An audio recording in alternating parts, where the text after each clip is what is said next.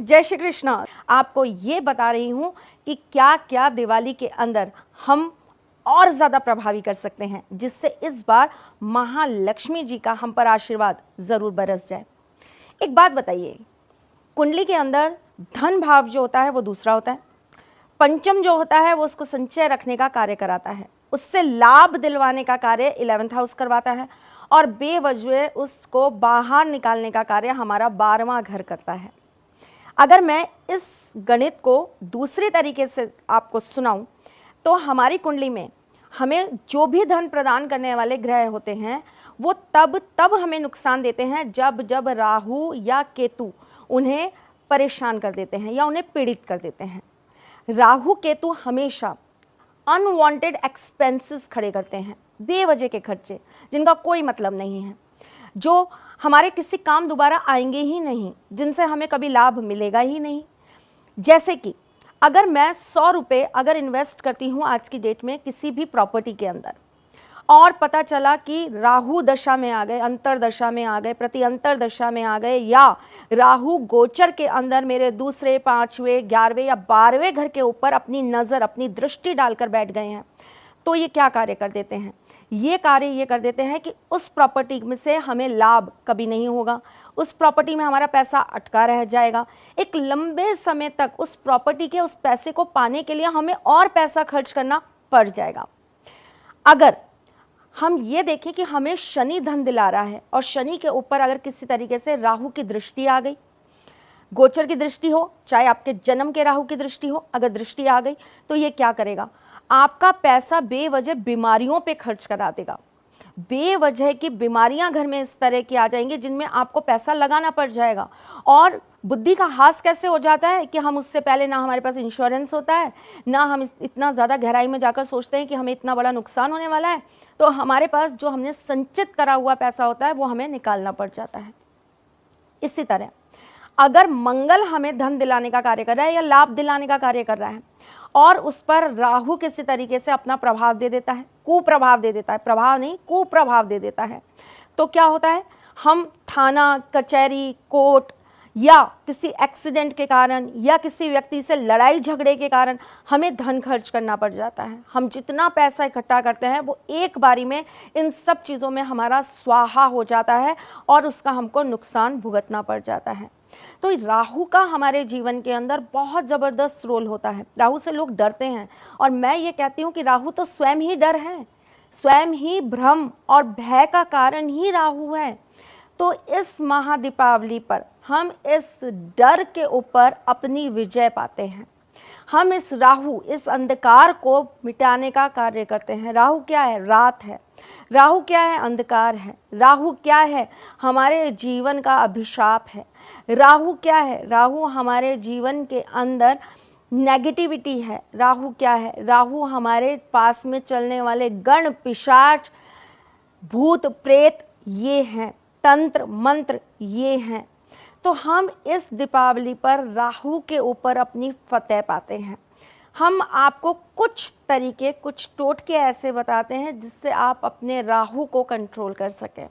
राहु को कंट्रोल करने का सबसे अच्छा साधन होता है लाल मिर्च के दाने। बहुत अजीब लगेगा लेकिन ये हकीकत है।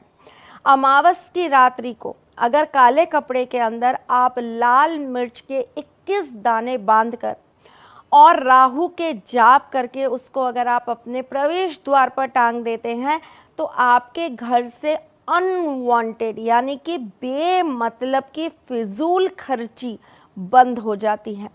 अगर आपकी कुंडली का 12वां हाउस खराब है और आपकी कुंडली के 12वें हाउस की वजह से आप कमाते तो बहुत हैं लेकिन आपके ऊपर कंट्रोल नहीं, आप खर्च भी बहुत करते हैं, अगर आप ऐसा करते हैं तो आपको महादीपावली की रात्रि को काले कपड़े के अंदर 7 काली मिर्च, 11 आपको लाल मिर्च के दाने, साथ में आपको 1 कौड़ी और काली गुंजा बांधकर अपने घर के मुख्य द्वार के ऊपर लगा देना चाहिए। ऐसा करने से आपके बेवजह के खर्चे ख़त्म हो जाते हैं। आप चाहो तो आप ये पोटली बनाकर अपने पर्स में भी रख सकते हो ताकि आप जब भी खर्च करने जाओ तो आपका हाथ थोड़ा कंट्रोल्ड रहे। हमारे पास पैसे का आगमन तो है, लेकिन मन में एक शांति नहीं है, स्टेबिलिटी नहीं है। भाग दौड़ सी ज़िंदगी लगी हुई है, और कमा लो और कमा लो, नहीं कमाएंगे तो ये रह जाएगा, ये नहीं तो ये रह जाएगा। घर खरीद लिया तो ये दिक्कतें आ जाएंगी, गाड़ी खरीद ली तो अब ये परेशानी आ जाएगी। अगर आप ये चाहते हैं कि आपके पास पैसा बरकत करे, पैसा बरकत करने का मतलब ये है कि हम 10 रुपये लगाएं, लेकिन वो 10 रुपये हमारे पास किसी ना किसी ज़रिए से 12 रुपये बनकर वापस आ जाएं, इसे बरकत कहते हैं। आपने पैसा ऐसी जगह पर लगाया जो पैसा आपको दूसरा पैसा खींचकर लाने का काम कर रहा, क्योंकि पैसा ही पैसे को खींचता है। ये पूरा हकीकत बात है। जिस तरह से लोहा चुंबक को खींचता है या चुंबक लोहे को खींचती है, उसी तरीके से लक्ष्मी ही लक्ष्मी को खींचती है, पैसा ही पैसे को खींचता है। तो अगर आप ये चाहते हैं कि आप 10 लगाएं और वही 10 आपके पास आ जाए, ना आए आपके पास 20, ना आए आपके पास 50, लेकिन जो लगा रहे हैं वो भी आपके पास रिटर्न आ जाए कुछ समय में, तो उसके लिए आपको क्या करना चाहिए? आपको महादीपावली के दिन एक आंवला लेना चाहिए। आंवले का दीपावली के साथ एक बहुत गहरा संबंध है, बहुत गहरा संबंध है, और आंवले की विशेष पूजा की जाती है दीपावली पे।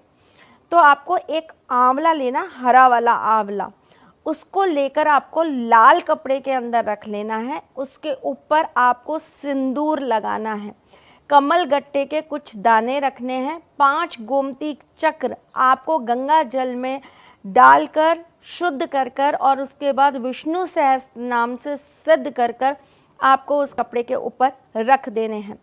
तत्पश्चात आपको थोड़ी सी पीली सरसों लेनी है और हल्दी की 2 गांठें लेनी है। रात्रि के समय जब आप अपने घर का पूजन कर लेंगे, उसके बाद में आपको महालक्ष्मी के सिद्ध मंत्र से, जो भी महालक्ष्मी का सिद्ध मंत्र है, उस सिद्ध मंत्र से आपको कम से कम 5 माला जाप करना है। और उसके बाद इस पोटली को आपको कुछ देर बाहर, यानी कि अपने घर के किसी खुले स्थान पर रख देना है, और इसके चारों तरफ आपको एक नींबू घुमाना है। आपने बीच में रख दिया और उसके चारों तरफ आपने एक नींबू घुमा दिया। इस नींबू को घुमाने के बाद 4 फाड़ी में काटकर आप अपने घर के बाहर फेंक दीजिए, चाहे चौराहे पे फेंक दीजिए, चाहे आप किसी गंदी जगह पर डाल दीजिए। और ये जो पोटली है, इसको उसी समय तुरंत उठाकर अपनी तिजोरी में स्थापित कर दीजिए। बहुत छोटा सा काम है, करके देखिएगा, आपकी ज़िंदगी सच में आश्चर्य रूप से बदल देगा। इतना अद्भुत प्रभाव आपको मिलेगा कि आप सोच भी नहीं सकते। तो चलिए, महादीपावली पर यह कार्य करना बिल्कुल भी मत भूलिएगा। मैं फिर आऊँगी कुछ नया, कुछ अलग, कुछ अद्भुत लेकर। तब तक के लिए मुस्कुराते रहिएगा, रिश्तों में मजबूती बना के रखें। तो चलती हूँ, फिर आऊँगी, तब तक के लिए जय श्री कृष्ण।